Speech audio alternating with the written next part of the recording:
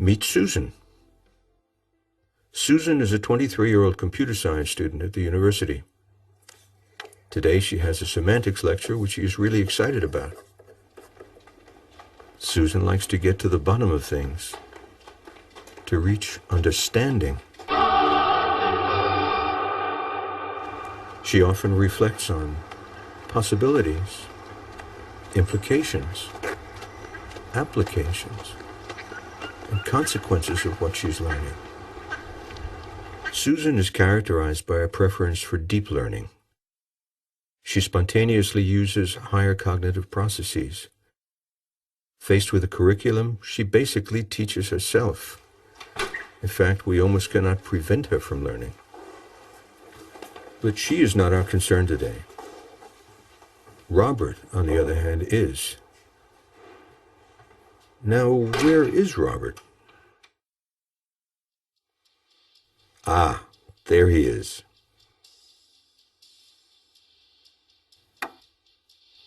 Robert is also a Homo sapiens, same age, also a student of computer science, and also has the semantics lecture today. However, Robert is a different type of student. His goal is not to achieve understanding. In fact, Robert doesn't really care about the learning in itself. His goal at university is different. His goal is to get a piece of paper and a handshake from an important man with gray hair, to pass exams, get a degree, and get a decent job.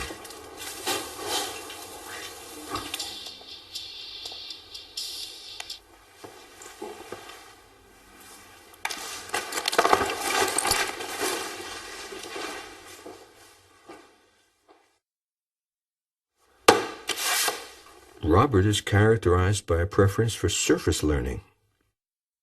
He will only use higher cognitive processes if he really has to.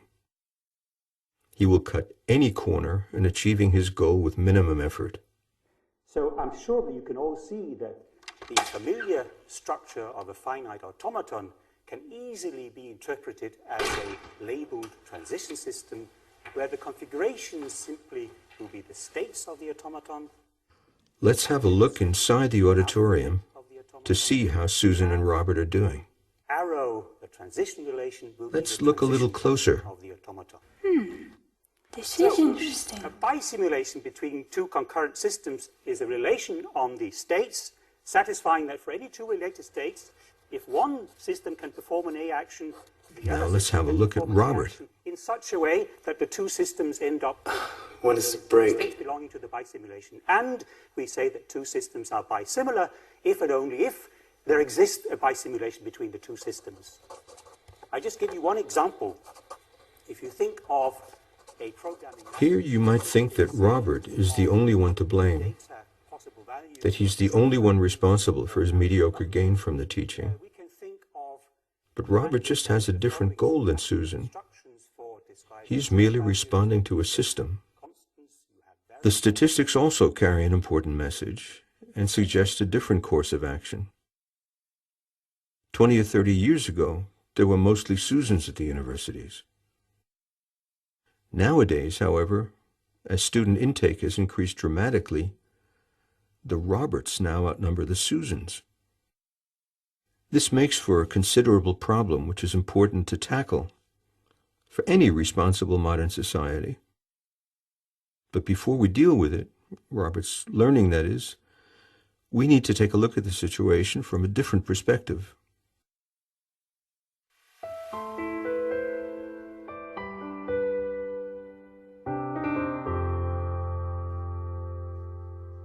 Let's see what the teachers have to say about our two students. Yes? Excuse me, could you tell me about Susan, please? Susan. Yes, Susan is one of our good students. She always does well, not only in my own classes, but I know that she performs well in all classes. She's truly one of our good students. Then what about Robert? Robert. You know, the guy... Ah, Robert. Well, he's one of our bad students. Notice how this labeling conveniently defers responsibility. In particular, we cannot do anything about it. It's just the way students are, either good or bad. This good student, bad student perspective is also known as the blame the students approach to teaching, and is level 1 in John Biggs' 3 levels of thinking about teaching. A level 1 teacher is concerned with what students are. For him, the exam is a matter of sorting the good students from the bad. A level 2 teacher has the focus on the teacher and is concerned with what the teacher does. From this perspective, there are good teachers I made an animation yesterday, and you'll see the information in blue coming up and here. bad teachers. For the proof of lemma 37b, assuming that proposition 21g holds. This perspective is also known as the blame the teacher's perspective. A so-called good level 2 teacher will attempt to arm himself with an armada of teaching techniques, tips, and tricks. There are many types of level 2 teachers. However, common for most of these, apart from having a teacher focus, is that the result is passive students. We need to engage and activate the student. And then she said, it was the transition system.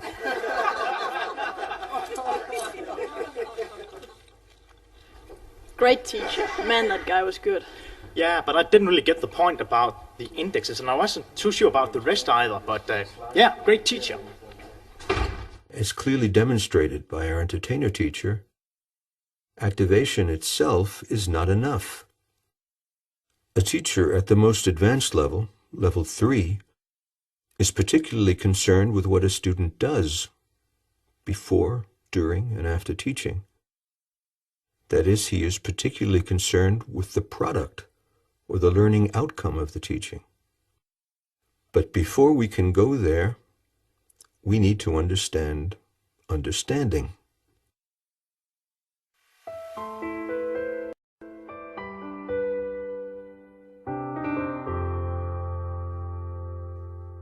Since we were talking about activation, I'd like to activate you, the viewer, using the following puzzle.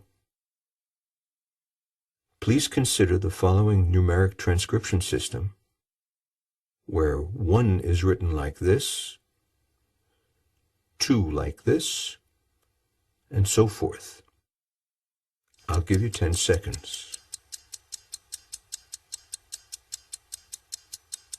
Now I'd like you to write down, say, the last 5 digits of my office phone number, 18725, in this numeric system.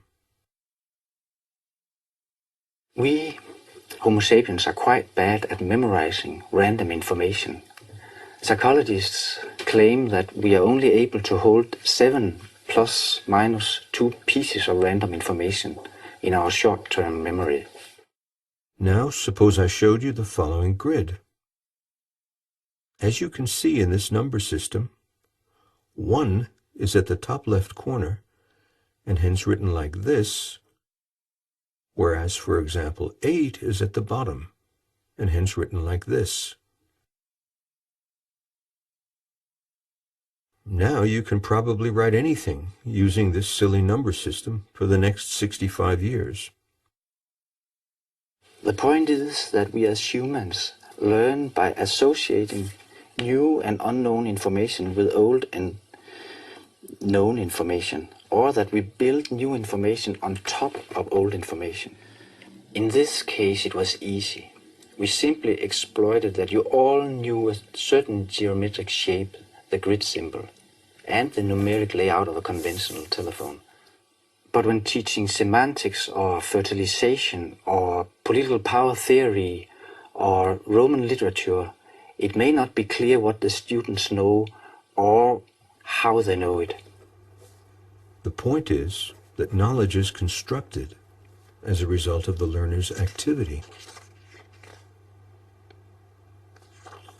This is in sharp contrast to the old, now abandoned idea that knowledge is transmitted from a teacher to a passive learner.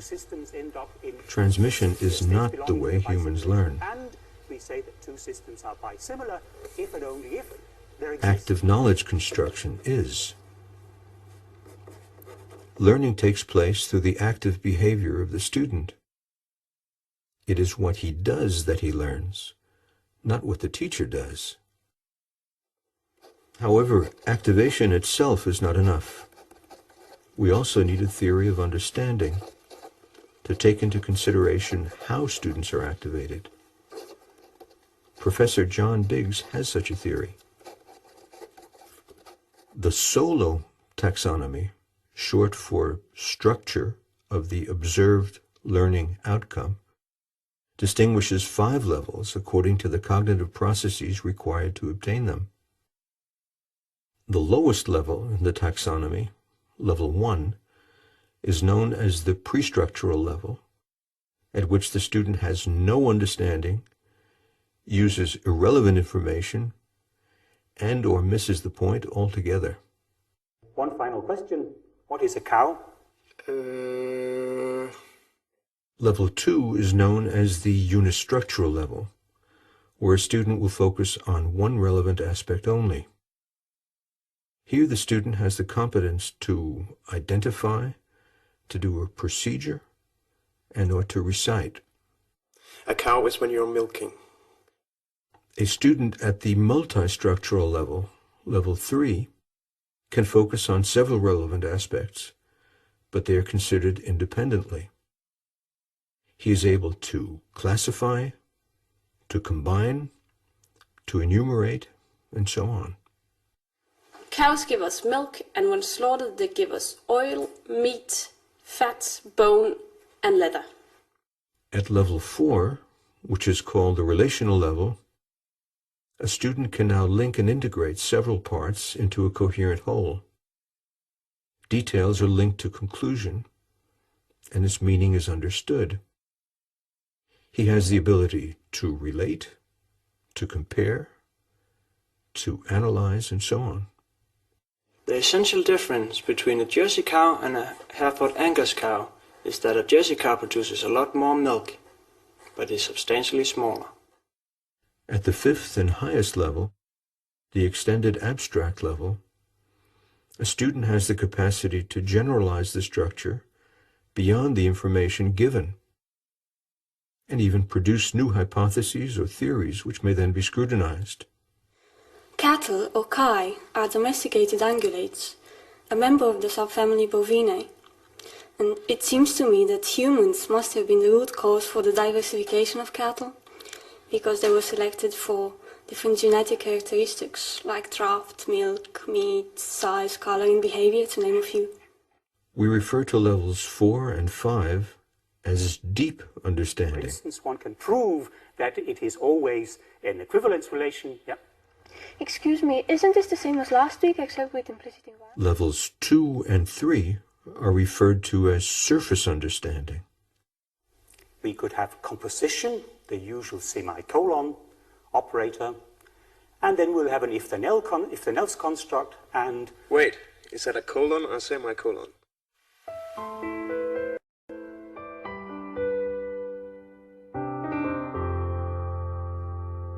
In this particular course... So the million-dollar question is, how do we get students to learn what we want them to? More precisely, how do we get a student's activity to match our intention as a teacher? The answer is constructive alignment. That is, to clearly state the learning objectives of the course in terms of the solar taxonomy, to make the exam measure precisely those and tell this to the students, and to choose appropriate teaching learning activities to train these skills and competences during the course. The constructive alignment theory was developed by Professor John Biggs. Let's first have a look at an unaligned course. We have the teacher's intention, the student's activity, and the exam's assessment in play. The teacher has an intention. Let's suppose he wants the students to be able to explain, relate, prove, and apply. And now suppose the exam measures something else. For example, the ability to memorize and to describe. In this case, Robert will focus only on the skills required for the test, disregarding the teacher's intentions. This is called dealing with the test. Of course, you can extend with as many operations as you like. So, do we have to know about this for the exam? Okay, here's the thing. I know what they're asking, but I figure, and Jim also told me, that if I memorize the headlines and skim through the first chapters, I should be okay for the exam. Now let's have a look at an aligned course. Here the teacher has taken great care in making the exam explicitly conform to his intentions, so that the exam now measures the ability to explain, relate, prove, and apply. Here there is no shortcut for Robert. Whatever happens, he just ends up learning what the teacher is intending. So these are the course objectives, and also what you'll be expected to be able to do at the exam, and what my exam will measure. Furthermore, this is what we're going to reflect upon during the course, and what you'll be trained in doing during the entire course. A Level 3 teacher has a student learning focus. This is the highest level in John Biggs' 3 levels of thinking about teaching. So now I'd like to give you 3 minutes to prepare an argument for why this aspect is syntactic and not semantic. Now we are in a position to actually define good teaching. Good teaching is getting most students to use the higher level cognitive processes that the more academic students use spontaneously. Or you might say, teach so that Robert behaves like Susan. Which is just one shorter than E. Yeah, and then we prove it. Yes, that's how we do it. You did it.